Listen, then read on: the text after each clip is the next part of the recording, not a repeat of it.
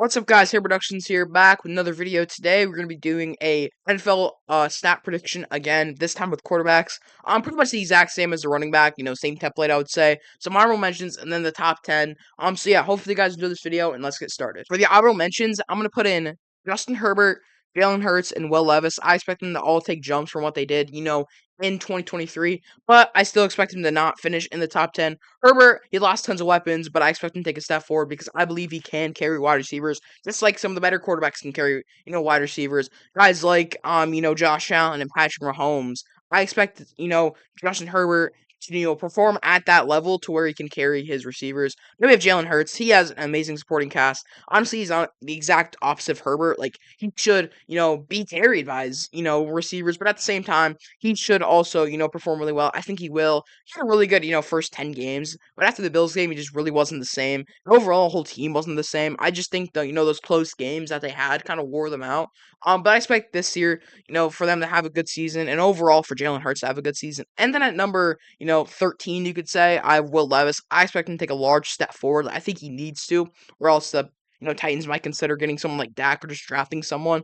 I think they might have brought in that, Bengals coach to, work with Will Levis and maybe, develop him into, a really good quarterback. But for now, I'm going to keep my expectations a little bit low. Like, I want to put him in the top 10 because I think he can reach it. But again, expectations low and put him in the honorable mentions. Number 10, I have Trevor Lawrence. I expect him to have a really good season. I don't know what good the Jaguars will do as a team, but I expect him, as an individual, quarterback to have a really good season.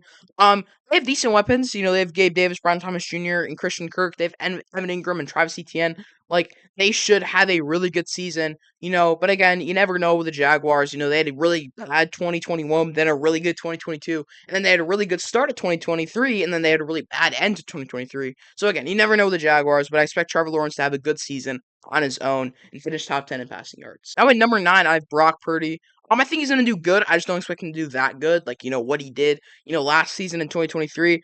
He's going to, have a really good season. I still think he'll be an MVP finalist. But I do not expect him to reach top 5 in passing yards. Again, he'll still have tons of touchdowns and stuff, but Ayuk might not be on the team. Debo still has injury issues.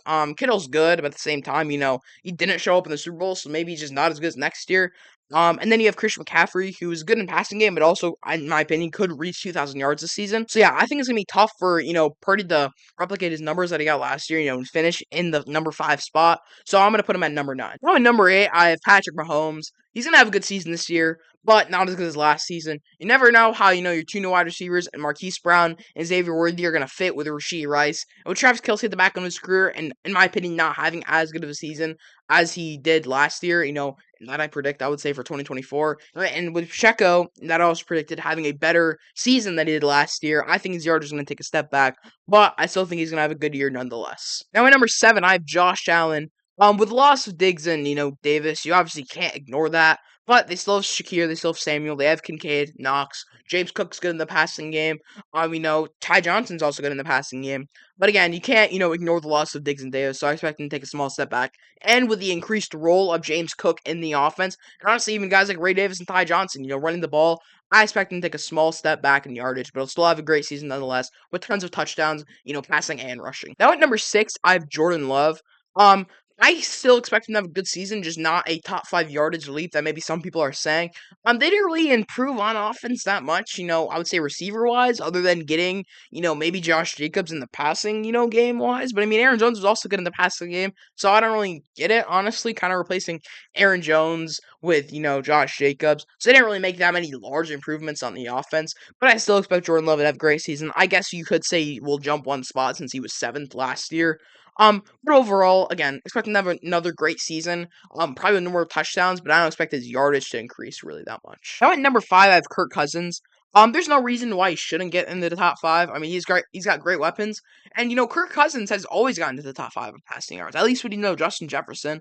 I mean, Kirk Cousins is one of the most underrated quarterbacks. I would say in the past 10 years. I mean, you could say his playoff performances have been bad, but I mean, he's always a consistently good quarterback in the regular season. And even some people say he did bad in primetime, but I mean, last year in primetime against the Eagles, I can specifically remember him honestly doing really well. So yeah, Kirk Cousins, super underrated, and I expect him to get into the top 5. And really, he's consistently always in the top 5. Like, Kirk is going to be consistently good for your franchise wherever he goes. So, yeah, that's why I'm predicting him to go top 5 with Falcons. Now, at number 4, I have Jared Goff. I expect him to take a small step back from what he did last year. I mean, he was number 2 last year, so he's going to be number 4 now, which isn't bad, but he's just going to take a step back. I mean, Jahmyr Gibbs is going to get more touches and more yards. David Montgomery, he's also really good. I don't know exactly if they lost anyone. They might have lost, I think, Josh Reynolds. Maybe. I don't even know. I don't know exactly much about, Lions wide receivers. I think they might have lost someone. Either way, I just expected his yard to take a slight dip, with amazing running backs. But again, he still has Laporte, he still has, Amon-Ra. He could very well, go number 1 in passing yards. But I'm gonna just say he's gonna go number 4. Now at number 3, I have Tua. I expect Devon Achane to do really well this year. Raheem Mostert obviously did really well last year as well. I think they drafted another running back. Tua's going to do good this year. I mean, he's going to be top 5 no matter what, because all he has to do is throw the ball 5 yards to Waddle or Hill, and they can take it for 70. Next thing you know, Tua's got 75 passing yards. Like, it's just that easy, really, for Tua. And so, he was number 1 last year. I just expect him to take a small step back, because these next 3 guys, not just 2 guys, because it's the top 2, 3 guys, are just going to have more passing yards than him. And yes, you heard that right. There's going to be 3 guys in the top 2, because at number 2, I have Dak Prescott. He's going to need to carry the team a little bit. I think Rico Dowdle is going to shock some people, but he's still going to have a really good season just for them to honestly make the playoffs. People are doubting Dak a lot, saying he's bad, but he is genuinely a top 5 quarterback. People just need to realize and open their eyes that this dude's had some of the best regular season performances, at least last year, in an amazing regular season performance. But in the playoffs, it's a different story, but he pretty much has the exact same playoff record as Lamar Jackson. Lamar Jackson's, top 5. So I don't really understand, the Dak Prescott hate. But that leads us to the 2 guys that are going to be tied for first. They're Joe Burrow and CJ Stroud. These guys, in my opinion, are going to have to carry their team, at least in the passing game. I mean, CJ Stroud has got Joe Mixon, but Joe Mixon isn't going to go for 2,000 yards at all. And with Stephon Diggs, Noah Brown, Nico Collins tanked out, there's no reason why he shouldn't, finish number 1. And Joe Burrow, I mean, he is Zach Moss and Zach Evans. I think, maybe not Zach Evans, I forgot his name.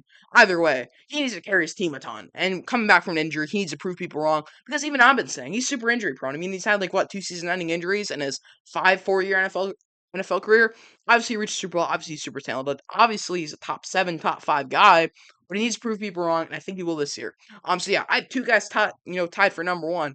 Will they finish with exactly the same amount of yards?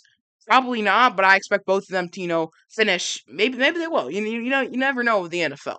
So yeah, that is gonna be it for the Hand Productions quarterback prediction, stats tier list, whatever you want to call it.